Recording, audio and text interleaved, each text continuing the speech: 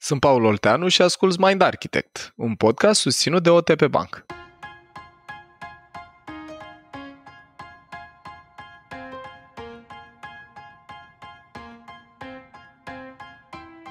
Deși economia așa cum o experimentăm noi astăzi s-a dezvoltat datorită apariției instituțiilor de creditare, relația noastră cu băncile este de multe ori marcată de confuzie sau de neîncredere. De unde vine această reticență față de instituțiile financiare și cum ne impactează ea în relația cu banii? Câți bani economisesc românii și în ce investesc sumele pe care le dețin? Cum ne îmbunătățim felul în care ne raportăm la bani și care sunt cele mai importante investiții pe care le putem face pe parcursul vieții? Răspunsuri la aceste întrebări, dar și la multe alte curiozități, aflăm în episodul de astăzi de la cei doi specialiști invitați în podcast. Corina Stoica, director de Private Banking și Servicii de Investiții OTP Bank, și Dan Popovici, director general OTP Asset Management România.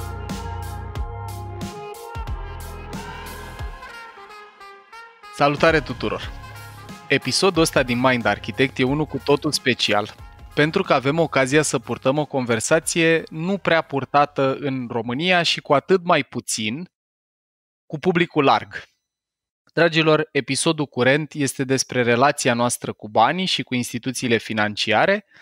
Este ceva ce noi sperăm să aducă un plus de inteligență financiară și să ne asigure o relație mai bună, mai corectă, mai transparentă și mai în cunoștință de cauză cu felul în care ne administrăm proprii bani.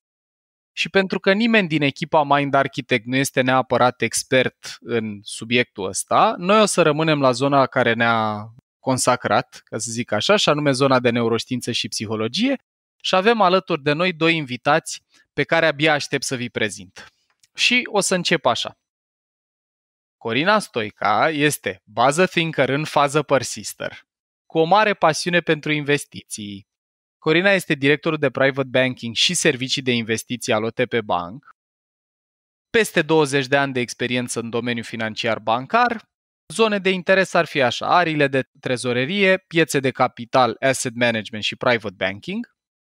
Vorbesc și din relație directă cu Corina, o știu dependentă de economisire, în anticiparea unei plăceri viitoare, foarte congruent de altfel, dragilor, descrierea Corinei cu ce povesteam și noi în episodul anterior despre bani. Corina mai spune așa: cumpără experiențe mai degrabă decât lucruri, și asta e în mod particular interesant, mai ales venind de la cineva care lucrează în domeniul ei, și propovăduiește beneficiile economisirii regulate, a disciplinei financiare, atât în rândul colegilor, comunității, familiei, prietenilor și nu în ultimul rând clienților și nu în ultimul rând a ascultătorilor Mind Architect. Corina, bine ai venit printre noi, îți mulțumim tare, tare că ai acceptat invitația. Îți mulțumesc și eu, Paul, foarte mult, mă bucur că sunt astăzi alături de voi. Abia așteptăm să vedem ce avem de povestit. Eu vă spun așa în intro că am o experiență foarte, foarte faină cu Corina, care pe mine m-a și făcut consumator a ceea ce ea propovăduiește, dar o să povestim despre asta mai târziu. Și alături de Corina îl avem pe Dan Popovici, căruia îi mulțumesc tare că e alături de noi. Dan este directorul general al OTP Asset Management România, cu o experiență de 24 de ani în domeniul pieței de capital.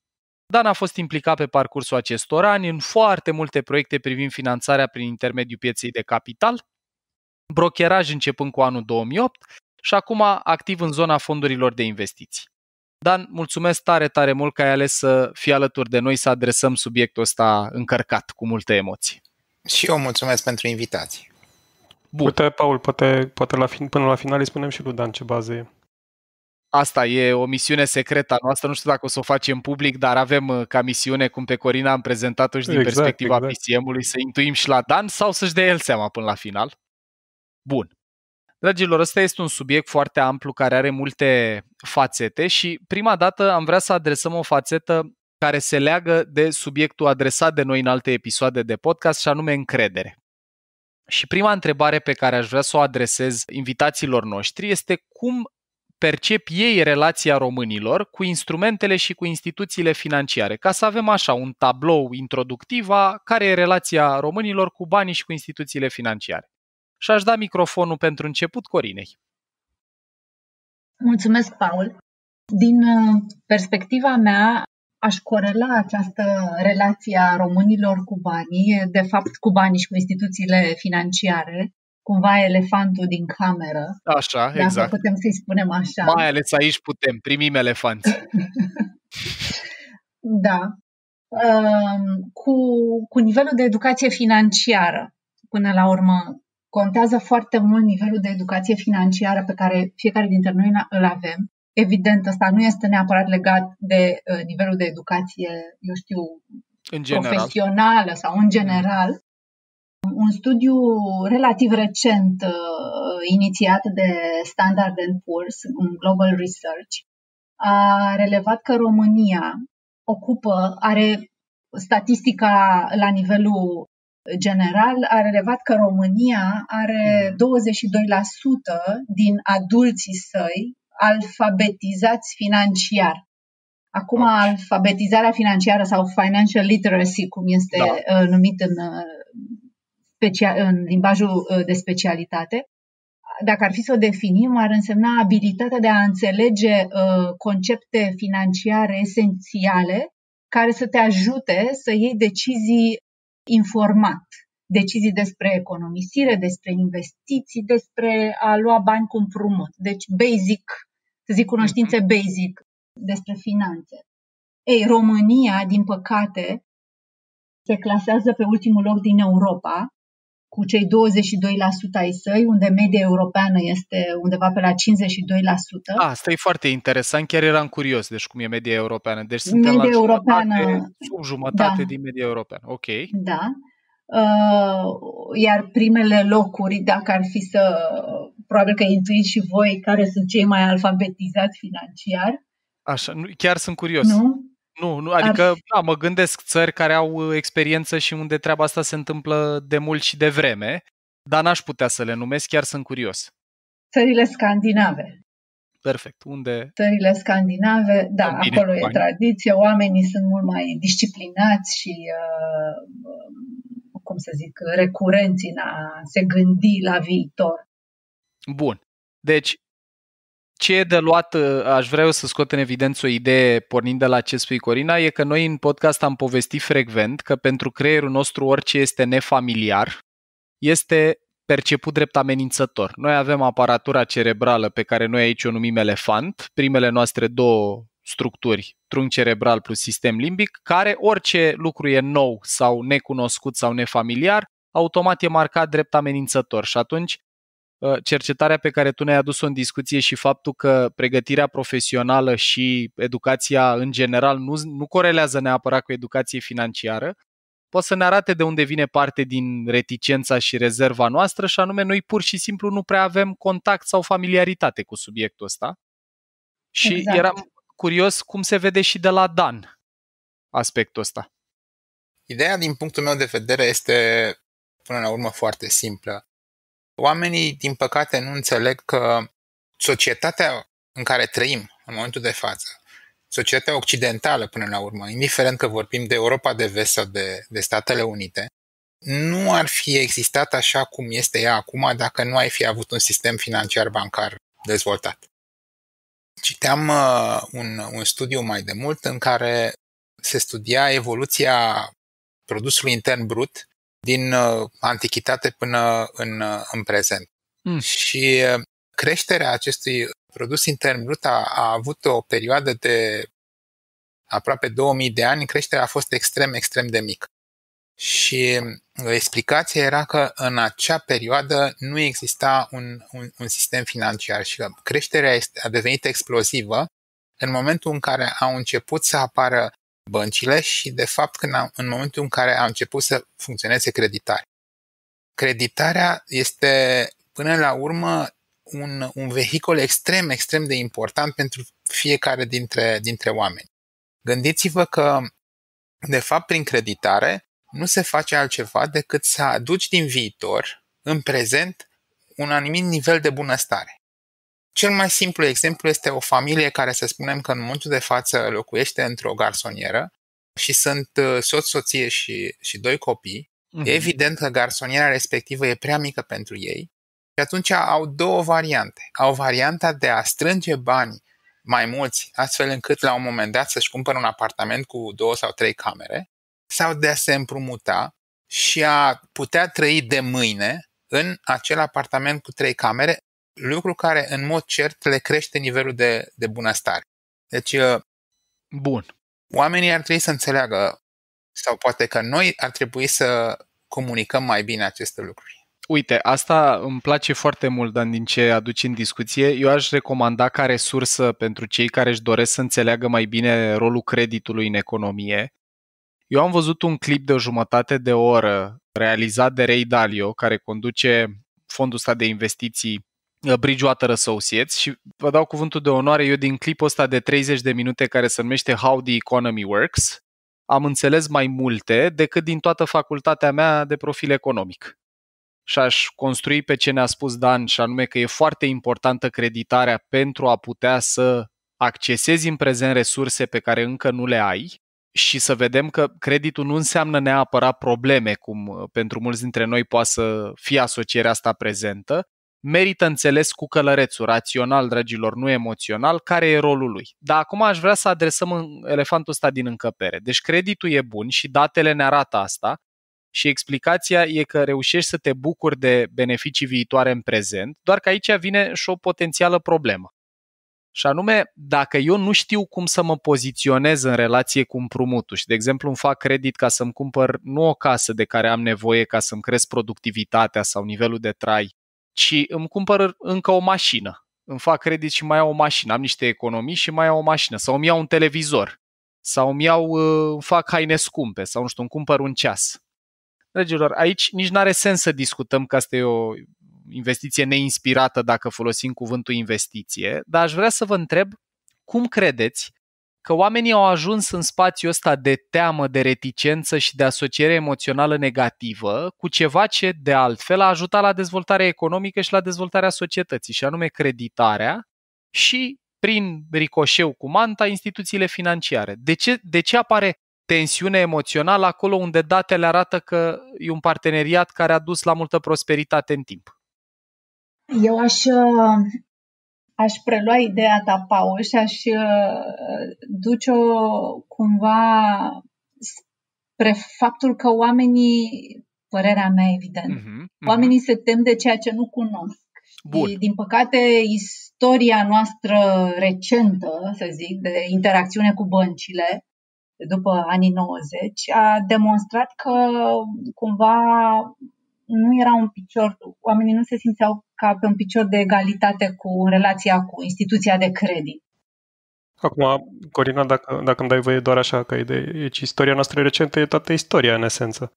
Pentru că băncile cu adevărat comerciale nu există decât după anii 90. Eu cred că ăsta e un factor pe care lumea îl cam neglijează, știi? La fel și atunci când se vorbește despre, în general când se vorbește despre educația la român, despre orice, în raport cu educația vestică, cumva lumea.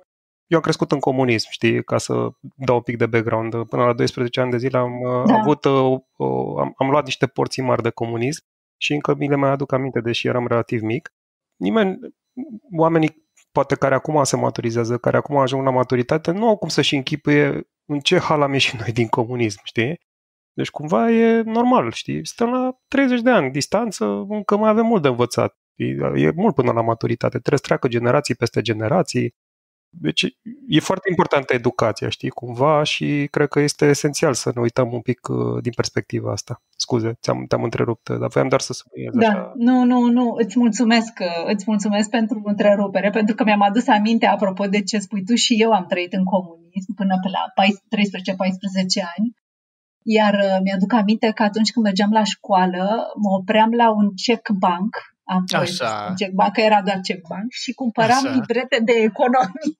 Deci asta ca să înțelegeți cum sunt eu construită și care este istoricul meu. Deci eu cumpăram cu banii pe care economiseam și atunci niște carnete de economii, le luam pentru că puteam să le iau și puneam banii respectiv în acele carnete de economii care mie îmi făcea o plăcere deosebită să știu că, uite, am pus ceva deoparte și că strâng bani. Am închis paranteza, este chiar adevărat ăsta, părinții mei pot confirma. Atunci, în vremea respectivă, oamenii mai degrabă economiseau, adică eu nu știu, să să fie existat povestea asta cu creditul foarte, foarte pregnant așa în mentalitatea oamenilor. Și atunci, cum să zic, a fost și perioada de efervescență cu creditele în valute exotice, care și ele și-au pus amprenta asupra emoției generată ulterior de faptul că piețele nu au evoluat așa cum ne așteptam. Nu vreau să intru în detalii pe creditele în franci elvețieni, că poate fiecare dintre noi avem povești personale cu cunoștințe care au luat un credit într-o valută exotică. Și atunci, da, e firesc să avem resentimente și să nu privești banca ca pe, până la urmă, și denumirea instituție de credit. Banca nu este doar o instituție de credit, este o instituție financiară care, pe lângă credite, îți oferă și alte servicii, altă perspectivă asupra lucrurilor. Eu mărturisesc că personal nu sunt un mare fan al creditării, dar este iarăși din structura mea, așa cum am fost educată și construită. Mai degrabă sunt înclinată spre economisire, dar nu spun că neapărat creditul e un lucru rău, e un lucru firesc în progresul individual, să zic, al fiecăruia dintre noi și al societății, cum spunea și Dan mai devreme. Atunci când ai contracte prea stufoase, când limbajul din terminologia specifică este una criptică, exact, greu de înțeles, tendința firească este să ne dăm 2 pași înapoi și să privim cu reticență o astfel de relație. Bun. Dan, la tine? Cred că e interesant de spus că eu personal m-am întâlnit în decursul activității mele profesionale cu foarte mulți oameni foarte buni profesioniști în domeniile lor de activitate. Vorbim de ingineri, vorbim de medici, de până la urmă avocați, juriști, dar care, cu toate că erau foarte, foarte buni profesionali pe domeniul lor de activitate, aveau un nivel de cunoștințe financiare extrem de scăzut. Și aici nu vorbesc de cine știe ce lucruri complicate pe zona financiară, dar cunoșteau extrem, extrem de puține lucruri despre instrumente financiare sau despre investiții sau despre cum ar putea să facă să câștige mai mulți bani din plasamentele pe care le aveau. Iar asta, într-un fel, trebuie să ne ferim, pentru că nu cred că îi place nimănui să audă că este neinstruit într-un domeniu. Da, că poate nu să are apese ușor statut negativ. Bine punctat, Dan. Adică cred că oamenii sunt și reticenți să audă asta despre ei, chit că e adevărat. Exact. Și, sincer, nu cred că unui profesionist în domeniul lui de activitate îi place să vină cineva să-i spună că este needucat financiar. Dar, pe de altă parte, pot spune că am întâlnit foarte, foarte mulți oameni extraordinar de bine pregătiți, foarte buni profesioniști în domeniul lor de activitate, dar care cunoșteau puține lucruri din această zonă. Și aici cred că trebuie să lucrăm cu toții. Și aici, când vorbesc de lucrat cu toții, vorbesc noi, cei care lucrăm în sistemul financiar bancar. Vorbesc de autorități. E un întreg univers care trebuie să pună umărul și să încerce să facă ceva ca nivelul de informație în această zonă să crească. Bun. Eu aș vrea să sintetizez relația asta de încredere cumva șubredă din perspectiva pe care Mind Architect o privește, și anume asta neuroștiințifică.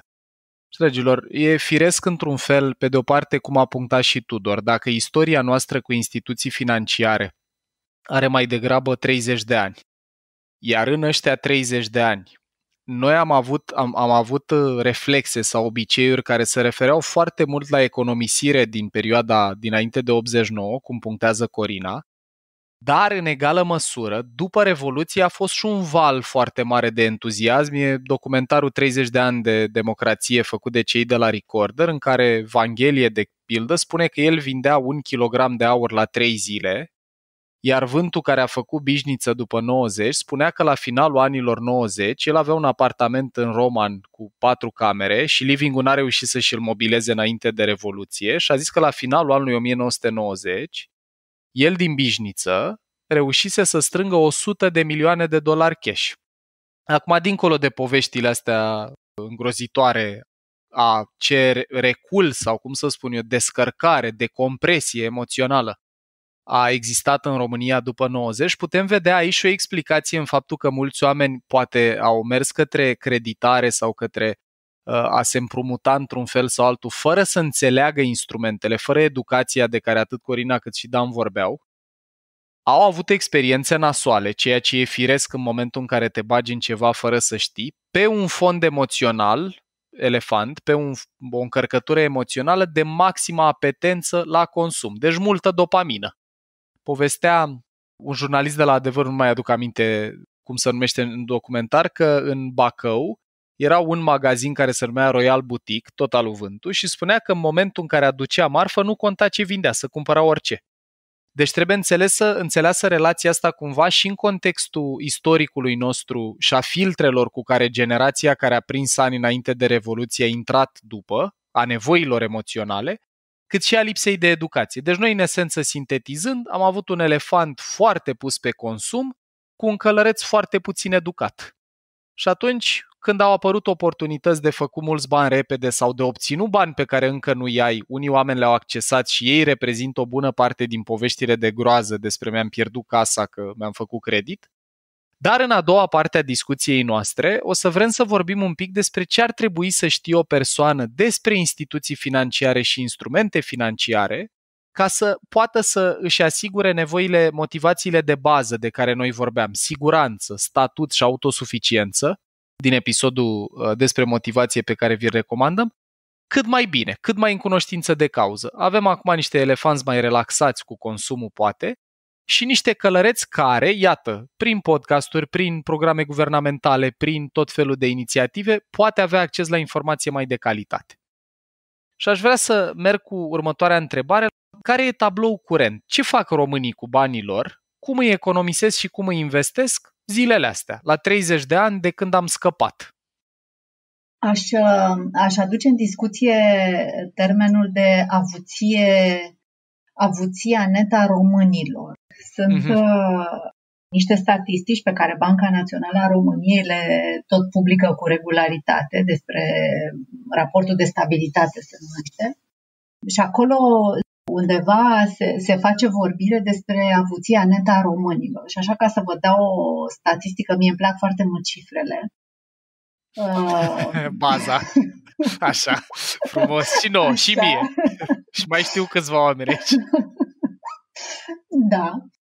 Vorbim despre 2150 de miliarde de lei la finalul anului 2019, iar din această sumă, circa 80% e reprezentată de active imobiliare, casă, teren, apartament, ce avem fiecare dintre noi.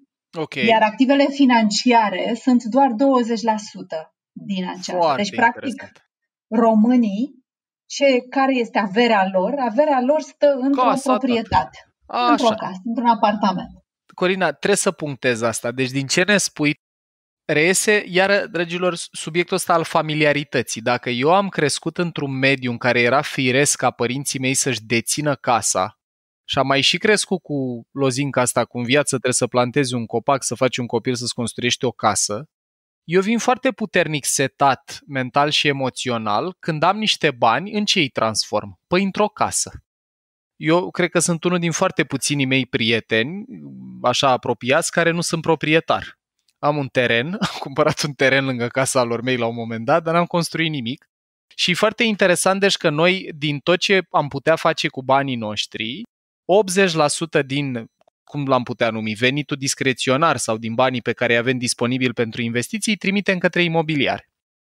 Nu știu dacă e bine sau e rău asta, aici sunt curios de părerea voastră, poate completează și Dan cu o perspectivă sau poate ne spuneți dacă e bine sau rău că mergem către imobiliare. Să intervin, lucrurile sunt, din punctul meu de vedere, un pic mai grave decât spune Corina, prin simplu fapt că vorbim așa de 80% active imobiliare, 20% ar fi activele financiare. Dar aici, în aceste 20% active financiare, intră și conturile de pensii. Conturile de pensii de pilon 2, în general, în care deja s-au strâns sume importante de bani și se strâng lună de lună sume importante de bani, dar nu datorită unei activități a noastre, că vrem noi să se ducă banii acolo, ci pentru că așa spune legea și o parte din salariul nostru se duce lună de lună către acele conturi de pensii de pilon 2, ceea ce este de fapt foarte bine. Dar asta de fapt înseamnă că averea financiară a noastră, datorită nouă ca și decizie, e mai mică. Foarte interesant. Deci conștient alegeri e și mai rău decât exact. bun. Acum, uitându-ne, suntem primul loc în Europa ca și număr de proprietari de case. 97% am înțeles, 97% este statistica. Iar dacă vorbești cu clienții, cei mai mulți consideră că investiția imobiliară este cea mai bună soluție. Lucruri care eu personal nu sunt deloc de acord. Investiția imobiliară poate fi o soluție, dar este tot o soluție riscantă, ca și alte soluții de investiții, dar în afară de riscurile care ți le asumi la o investiție imobiliară, trebuie să ții minte de faptul că investiția imobiliară are un grad de lichiditate scăzut. Pot să vă dau un exemplu personal. În traducere, dar doar o rugăminte, dacă am putea traduce un pic asta pentru oamenii care nu înțeleg neapărat conceptul de lichiditate ușor. Păi asta vroiam să vă dau exemplu personal. Perfect. Anul trecut am moștenit o garsonieră și am vrut să o vând. A durat undeva aproape 4 luni, iar prețul cu care efectiv am vândut acea garsonieră a fost undeva cam cu 15% mai jos decât am crezut prima dată că o voi vinde. Vorbind de lichiditate în sensul de a putea să transformi în bani lichizi acel activ imobiliar, acea garsonieră, lucrurile nu se întâmplă cum credem. Gândiți-vă, eu am fost într-o poză fericită în care nu eram forțat. Exact, nu depindeai de suma respectivă în vreun fel. Eu am considerat că este mai bine să o vând, n-având o constrângere. Și în aceste condiții am reușit să vând acel activ imobiliar după 4 luni de zile și cu un discount față de prețul la care am cerut prima dată, de fapt. Dar întotdeauna am dat un exemplu, dacă o persoană are nevoie urgentă de bani pentru o operație sau pentru, nu știu, o urgență în familie și atunci ai nevoie de o sumă semnificativă, iar banii tăi sunt de fapt blocați în investiții imobiliare. În afară de faptul că poate apartamentul pe care vrei să îl ai ca și investiție, să spunem, o costă 50.000 de euro și tu ai nevoie de doar 25.000, nu poți să vinzi doar 2 camere din 4. Corect. Și mai mult decât atâta, este foarte posibil ca acei bani să fie disponibili în urma unei tranzacții de-abia peste 3 săptămâni, peste o lună, iar operația trebuie să se întâmple săptămâna viitoare sau peste 2 zile. De aceea trebuie întotdeauna avut în vedere acest concept de lichiditate. Cât de repede poți să-ți transformi investiția în bani. Excelent. Deci o primă concluzie legată de tablou curent a obiceiurilor românilor în relație cu investițiile sau cu economisitul e că noi, dacă economisim, spuneai, Corina, tu ceva interesant în documentare, nu mai țin minte precis, dar poate ne confirme asta, că cei mai mulți oameni, dacă au economie, au maxim 3-4 salarii. Nu mai știu care dintre voi împărtășește asta. Poți să ne povestești un pic și despre asta? Desigur. Acum sunt diverse studii și statistici apropo de cum economisesc europenii, cum economisesc românii, cât la sută din gospodării au sau nu economii. Aveam o statistică cu privire la economisire și din cei care totuși reușeau să economisească puțin și aceea, aproape 60% din ei abia au pus deoparte 3 salarii, 3 venituri lunare. Care înseamnă cam cât? Ce sumă de bani, despre cam cât vorbim? La nivelul României ar fi undeva la 10.000 de lei. Cam la asta se ridică. Deci cam asta e economia. Ăștia sunt banii disponibili. Dacă nu luăm în calcul casa, real estate-ul, faptul că 97 sunt proprietari, dacă ne gândim efectiv la banii lichizi, la lichiditatea disponibilă, vorbim pe medie cam de 10.000 de lei. Da. Aș vrea să intervin. Da. Lucrurile sunt un pic nuanțate. În momentul de față, conform statisticii BNR, avem 240 de miliarde de lei bani în bănci al populației. 240 de miliarde de lei.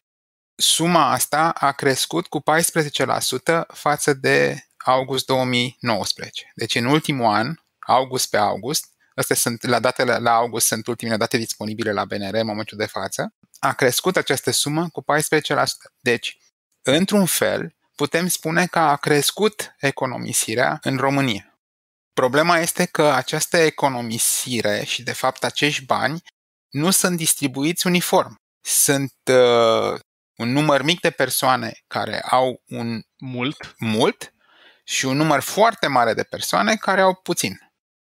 Da, foarte, foarte bună perspectivă. Deci e și diferența pe care o putem vedea câteodată și palpabil în societate, o vedem și în cât avem economisit.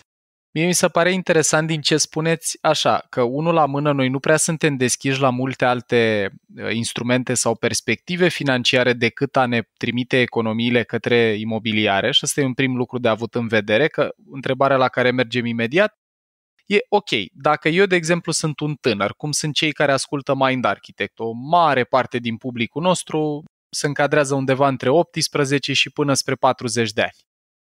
Dragilor, din experiența voastră, și aș fi curios aici de perspectiva voastră personală, care e filozofia din toate zecile de ani de când practicați ceea ce practicați și sunteți conectați cu subiectul ăsta mult mai bine decât oricare dintre noi? Care e filozofia voastră personală apropo de economisire și de investiții? Cum recomandați oamenilor să se uite la asta, dar plecând de la ceva ce ați trăit la primă mână?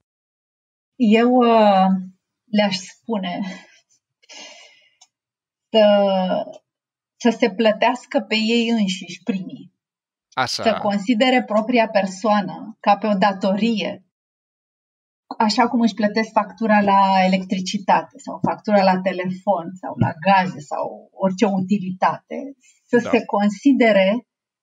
Să-și considere propria persoană la fel de importantă ca și plățile recurente lunare și să aloce undeva între 10 și 20% din venitul lunar în acest fond de economisire. Să-și facă evident și un buget personal, adică să știi în orice moment câți bani încasezi și pe ce cheltui banii respectivi. Uite, mie aici trebuie să spun asta, mi se pare fascinant că am prieteni care câștigă mai mult de 10.000 de lei pe lună, care aproape de 40 de ani nu au calculat niciodată de câți bani au nevoie în fiecare lună ca să aibă cheltuielile de bază asigurate, cât pot economisi, cum ar arăta un trai la limită, un trai mediu, un trai foarte fericit. Și e fascinant că noi nu avem reflexul ăsta. Mi se pare incredibil, Corina, că o aduci în discuție și ăsta e unul din primele lucruri. Eu mi-aduc aminte, în facultate, unul din oamenii cu care aveam o relație de mentorat, asta mi-a zis, zic, înțeleg că vrei mai mulți bani, pentru că evident, facultatea vrea mai mulți bani. Și a zis, da, cam cât de mulți bani ai vrea? Și când mi-a pus întrebarea, mi-am dat seama că m-am blocat, pentru că sigur că puteam să spun vreau 1.000.000 de euro, dar nu puteam să-i spun o sumă care să reflecte ce am eu personal nevoie și mi-aduc aminte că la 20 de ani am făcut un buget din ăsta de cheltuieli, cât mă costă chiria, cât mă costă telefonul, cât mă costă benzina, cât mă costă dacă repar mașina, cât mă costă dacă vreau la film. Și ce-mi reieșise atunci e că eu aș putea să trăiesc, nu mai știu, minim cu vreo 700 de euro, să plătesc chirie și toate astea și aș fi fost mulțumit la vremea respectivă cu aproximativ 1.200. Și de ce aduc în discuție povestea asta în ce ne spui tu, Corina, e că pentru a avea o relație mai bună cu banii, dragilor, și mai conștientă, prima dată e important să ne uităm, ok, eu vreau mai mulți bani, n-am auzit oameni să spună că vor mai puțini. Mă, dacă am cât de mulți vrei și în ce să traduc banii ăștia pentru tine. Deci, mulțumesc, iartă-mă de paranteză, dar simțeam să dau exemplul ăsta și din ce am trăit eu. Îți mulțumesc, Paul. Asta mă duce cu gândul la un podcast de-al tău cu privire la bani și la dacă banii aduc sau nu fericirea. Mi-a plăcut tare mult episodul acela. Banii nu aduc fericirea, dar pot anula, pot contribui la anularea nefericirii. Exact. Și apropo de sumă, ce sumă e importantă, fiecare avem o dimensiune diferită a ce e relevant, cât înseamnă să fii confortabil, să fii relaxat din punct de vedere financiar, dar primul pas este acela de a-ți face un calcul pe hârtie cu pixul, pur și simplu cu pixul în mână, să știi care este nivelul tău optim și cum poți să trăiești confortabil, fără să acumulezi frustrări sau să renunți la lucrurile care, evident, îți fac plăcere. Până la urmă, e important să și trăim frumos și să te bucuri de viață, nu doar să am tot felul de discuții cu prieteni când mă văd că eu propovăduiesc ideea asta de economisire și ce dar eu vreau și când trăiești, domnule? Și când mai trăiești? Adică vreau să încerc experiențe și le spun, dar și eu am experiențe și poți să faci experiențele astea fără să te frustrezi și să reușești să te gândești și la ziua de mâine. Că Paul și Corina? E cât se poate de importantă. Da. Eu văd o mega nișă, uite, să scriem o carte despre management financiar pentru fiecare etaj de PCM. Ce zici, Paul? Da, ar putea să fie o idee foarte bună. Ce spune Corina mi se potrivește perfect, adică, dar cunosc câteva persoane, cum ai zis și tu, care n-au nicio șansă, deci nu facă liste cu... Să zic că eu vreau să mă distrez. Nu, dar uite, mama care e o persoană în vârstă, care are o viață întreagă în spate, nu. Never, adică... N-ar face așa. Nu, n-a făcut-o niciodată și nici nu o va face, știi? Deci nu, e pe feeling, nu. Și nu înțelege care e rostul. Nu invalidezi ce spui tu. Nu invalidezi ce spui tu, Corina, să nu crezi că... Ci pur și simplu că sunt oameni și oameni, știi? Asta mă aflat la cursul Paul. Da, psihologii diferite.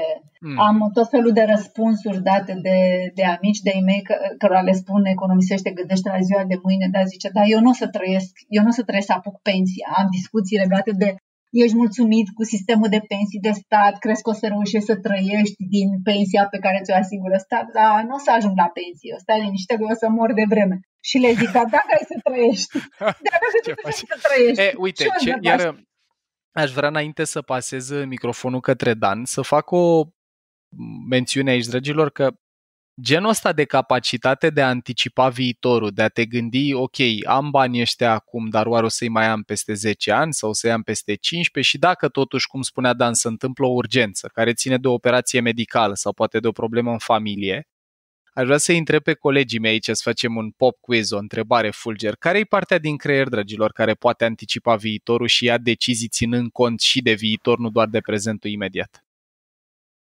Călărețul, bineînțeles. Aia e treaba. Și atunci ce aș deduce eu din ce ne spune Corina e că dacă e să ne folosim călărețul, partea care ne-a diferențiat de alte vietăți, adică am trebuit să începem să ne gândim la subiectul ăsta și să anticipăm, iar oamenii care au capacitatea să amâne gratificare, e celebrul Marshmallow Experiment care a arătat copiii care pot amâna gratificare instantanee, plăcere imediată, am niște bani, mă duc să-mi cumpăr ceva, pe toți parametrii măsurați, o duceau mai bine în viața adultă decât cei care nu s-au putut stăpâni de la a mânca o bezea. Experimentul e că trebuia să aștepți 30 de minute și dacă te puteai stăpâni din a mânca bezeaua ce spusese dată 30 de minute, mai primeai una. Și acum noi neuroștiințific știm să decodificăm asta pentru că partea care te ajută să te inhibi e neocortexul și e aceeași parte care te ajută să și anticipezi viitorul și să proiectezi plăcere viitoare versus gratificare instantanee. Deci e foarte interesant că e și o metodă de a ne antrena creierul să ne gândim la viitor, nu doar la bucuria din prezent. Dan, la tine, care ar fi principalele recomandări și practica personală apropo de zona asta de investiții? Ce ai transmite cuiva care e în publicul nostru țintă și care acum poate a început să se uite sau să se gândească altfel la subiect? În primul rând, vreau să vin în completarea a ceea ce a spus Corina și ce vorbeați voi. Cred că soluția e mult mai simplă. Soluția este ca în ziua de salariu, în momentul când primești salariu, indiferent cât de mare sau de mic este acest salariu, tu să știi de la început cât vrei să economisești. Este celebră afirmația lui Warren Buffett care spune că nu prima dată economisești și după aceea cheltui și niciodată nu cheltui și după aceea economisești. Pentru că niciodată nu vei mai avea ce să economisești. Tentația ca om este să cheltui toți banii pe care i-ai câștigat. Și atunci cea mai simplă soluție este de la început să ai un plan, și aici vin și ca și sfat până la urmă, trebuie să avem un plan. Am un plan. Eu vreau să economisesc 500 de lei pe lună, pentru că atâta consider că pot. Și în prima zi din lună, prin intermediul unui sistem automat, dacă se poate, pe care îl oferă toate băncile din România sau cele mai multe bănci din România, să iau acești bani și să-i pun undeva unde să îi economisesc și să nu am acces imediat la ei. Să știu că acei bani se duc undeva pe termen lung pentru economisire. Și atunci, dacă să spunem că am acel salariu de care vorbeam de 10.000 de lei, de fapt, eu nu o să am un venit de 10.000, ci o să am un venit doar de 9.500, pe care o să-l cheltui tot. Foarte bună. Dar foarte în bună prima zi m-am plătit, exact ce spunea Corina, m-am plătit pe mine.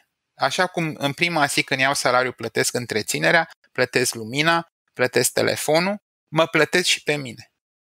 Bun, mie ce îmi place foarte mult e că e o recomandare foarte practică asta, dragilor. Eu vă mărturisesc că propovăduiesc genul ăsta de perspectivă în relație cu banii și în relație cu Alexandra, cu soția mea, deci girez și eu, fără experiența voastră, strategia asta. Prima dată, e cel mai simplu să nu te atingi de ea, să nu-i la îndemână.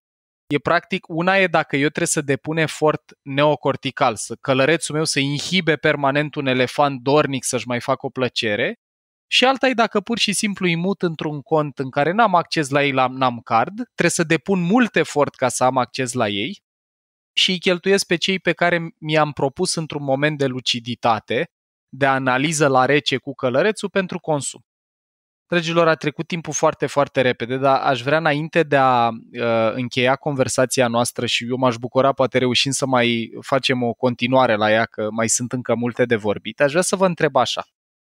Dincolo de bani la saltea, imobiliare și cont de economii și depozite bancare, ce alte opțiuni, atât de economisire cât și de investiție, că n-am apucat vorbi foarte mult despre investit, există, dacă ne-ați putea prezenta principalele opțiuni în două vorbe pentru un public necunoscător, lipsit de profunzime de cunoaștere pe zona asta, cred că ar ajuta mult, pentru că mie mi-a luat câțiva ani până să-mi fac ordine în minte între, nu știu, fonduri de investiții, obligațiuni, acțiuni, futures, shortare, cumpărat pe termen lung, speculat, și poate puteți să ne dați așa, pentru dacă suntem un adolescent sau suntem un adult, să spunem, de 30 de ani. Care ar fi principalele lucruri la care ne-ați invitat să ne uităm, să le cercetăm și să vedem dacă ni se potrivesc? În primul rând, eu aș zice ca cel care a trecut de bariera asta, că dorește să economisească, trecem și de bariera depozitului clasic. Pentru că n-am mai intrat noi, n-am mai avut timp să intrăm în discuție. Dobânda, nivelul dobânzii cu care sunt plătite depozitele acum, în momentul actual, e cumva sub inflație. Și asta înseamnă că banii pe care îi plasezi într-un depozit, dacă îi calculezi și pierderea potențială ca urmare a erodării din inflație, înseamnă că dobânda, spunem noi, real negativă. Deci, practic, pierzi din puterea de cumpărare. Adică eu am niște bani pe care îi țin acolo și care, dacă nu produc alți bani sau nu se înmulțesc, erodarea monezii noastre mă face ca la finalul unui an să am mai puțin bani de făcut lucruri cu ei decât aveam înainte. Nu? Cam asta. Exact. Perfect. Foarte, foarte corect spus, Paul. Bun. Atunci depășim bariera asta a depozitelor clasice și primul pas în alt univers investițional ar fi fondurile de investiții. O spun asta cu toată luciditatea și cu toată experiența pe care o am în spate, eu fiind și broker pe piața de capital și având expuneri și cu tranzacții în marjă și cu aur și cu acțiuni și obligațiuni și așa mai departe. Dar fondul de investiții e cumva, pentru cei care nu cunosc, sunt la început de drum și vor să testeze piața acțiunilor, pentru că, da, ne uităm, citim, suntem conectați la tot felul de surse informaționale și auzim despre burse, auzim despre Dow Jones, auzim despre bursa de valori din Frankfurt, din Londra și atunci avem, cum să zic, dorința asta, ne mănâncă cumva, avem această motivație, exact, pentru universul ăla. Pentru universul investițional, vedem filme la cinema, la televizor, Lupul de pe Wall Street și așa mai departe. Vrem și noi să atingem asta. Putem să atingem asta prin intermediul fondurilor de investiții. Dan poate o să vorbească și o să spună cum este structurat fondul de investiții, dar în principiu acolo lași și pe mâna administratorilor de fonduri să facă cumva investițiile. Și o spun iarăși cu experiența mea personală, la un moment dat nu am mai avut timp să studiez piețele și să fiu atât de conectată ca pe vremea când eram în bursă. E cea mai eficientă metodă de economisire pentru mine în momentul de față, să las în fiecare lună la salariu, cum spunea și Dan, am un robot de economii care îmi duce în ziua de salariu banii în anumite fonduri de investiții pe care eu le-am ales împreună cu consultantul meu financiar de la bancă. Uite, Corina, aș vrea un singur exemplu să dau aici, pentru că, dragilor, noi nu ne propunem în episodul ăsta sub nicio formă să vă convingem, domnule, investește sau fă asta. Noi vrem să împărtășim perspective și să aducem filtre noi care să ne dea posibilități de acțiune noi. Eu, de pildă, am investit într-un astfel de fond, cum povestește Corina, și pentru mine ce a contat foarte mult, și spun asta poate și ca feedback pentru ea, a fost faptul că atunci când ne-am întâlnit, că eu chiar Corina m-am consultat înainte de a lua decizia asta, faptul că a avut transparența să-mi arate deschis unde și cum a investit ea, este ceva ce eu nu am mai trăit în relație cu niciun alt, cum să spun, mentor sau consultant sau persoană din zona asta financiară. Deci, în momentul în care eu trebuie să trimit în fiecare lună o sumă către un fond sau în momentul în care trimit o sumă mare, cum a fost cazul meu, către un fond la un moment dat, pentru mine relația de încredere a contat mult și relația de încredere n-a avut de a face cu brandul sau mai știu eu cu altceva, ci cu interacțiunea cu persoana cu care am stat de vorbă. Deci recomandarea pe care aș vrea eu să o punctez în linie cu ce spui, Corina, e clar, dragilor, gândiți-vă să nu lăsați banii să se devalorizeze într-un cont, asta ar fi și perspectiva mea personală, dar vorbiți cu oameni și documentați-vă și cercetați până când simțiți că cineva v-a câștigat încrederea, cât să mergeți împreună în direcția în care cădeți de acord împreună. Și pentru mine, vroiam să-ți dau feedback-ul ăsta în direct, a contat tare mult transparența ta, mai ales că a lăsa o sumă de bani în administrarea altcuiva e un mare pas de încredere și pentru mine asta a contat mult. Îți mulțumesc, Paul. Și ce le-aș mai spune eu ascultătorului este să întrebe, să nu aibă teama asta de a pune întrebări. Nu există niciun fel de întrebare greșită. Sau, exact. Apropo de ce spunea Dan, că ne e rușine că nu știm. Dragilor, în relație cu proprii bani, mai bine să ne fie rușine și să întrebăm decât să regretăm după aia și să erodăm și mai tare relația de încredere între noi și instituții care nu-și propun neapărat să ne facă rău, dar câteodată nu știu să intuiască ce întrebări avem. Dan, apropo de fonduri, tu ce ai propune cuiva afla la început de drum în zona asta a investițiilor? Cum crezi că e cel mai bine, pe termen scurt, pe termen lung, pe termen mediu, în valută, în RON? Ce recomandări am putea face? Ok, e evident că sunt subiectiv prin meseria pe care o am și prin poziția care o am. Întrebarea a doua ar fi dacă mai avem încă 53 de minute la dispoziție. Da, vedem dacă reușim să mai facem rost de un episod, că... Cred că sunt două lucruri foarte, foarte simple. Primul lucru este că orice om ar trebui să-și creeze un fond de urgență undeva 2, 3, maxim 6 salarii.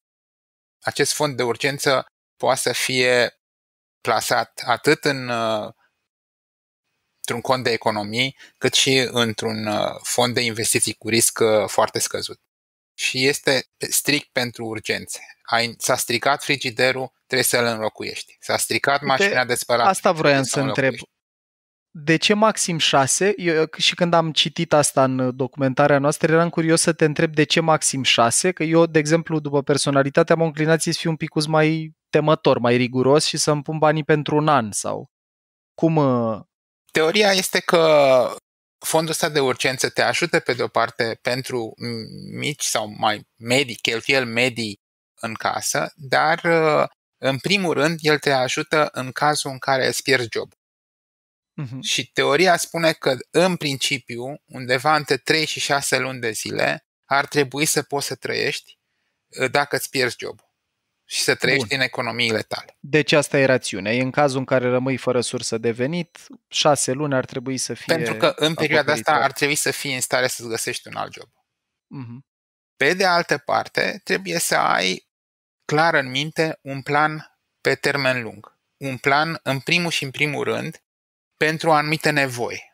Cu toții avem o nevoie, cu toate că nimeni nu o declară. Mie mi-a plăcut foarte mult când am citit asta. Care este cea mai scumpă achiziție pe care o facem noi în viața noastră? Și lumea spune, o casă, poate o mașină deosebită. Și răspunsul este greșit. Cea mai scumpă achiziție pe care o să o facem noi în viața noastră sunt cei poate 20-25 de ani de trai bun la momentul în care ieși la pensie. Pentru că vei ieși la pensie la 65 de ani și să zicem că vei mai trăi poate până la 80 sau până la 85. Acolo ai nevoie de un trai bun. Iar cu pensia de stat, în cazul în care va mai exista, nivelul de înlocuire a salariului cu pensia va fi, toate estimările sunt undeva între 30 și 35%. Da. Cu pilonul 2 se spune în 40. Diferența între 40 și 100% sau 85%, sunt teorii care spun că undeva un nivel de înlocuire de 85% îți asigură un trai decent. Trebuie să avem ceva de pus acolo. Din acest motiv, vorbim despre cea mai scumpă achiziție pe care o facem noi vreodată, este traiul bun. Foarte bună perspectivă. Acea achiziție trebuie pregătită de la 20 de ani, de la 25 de ani. Trebuie să strângem bani, nu putem să luăm credit atunci. Aici este foarte clar. Trebuie să strângem bani timp de, începând de la 20, 25, 35 de ani, pentru ca să putem să cumpărăm acel trai bun la 65. Excelent. Deci, ce mi-au eu din discuția noastră și mă bucură foarte tare că ai punctat și tu asta, e că niciodată nu e prea devreme să începi să te gândești la subiectul ăsta.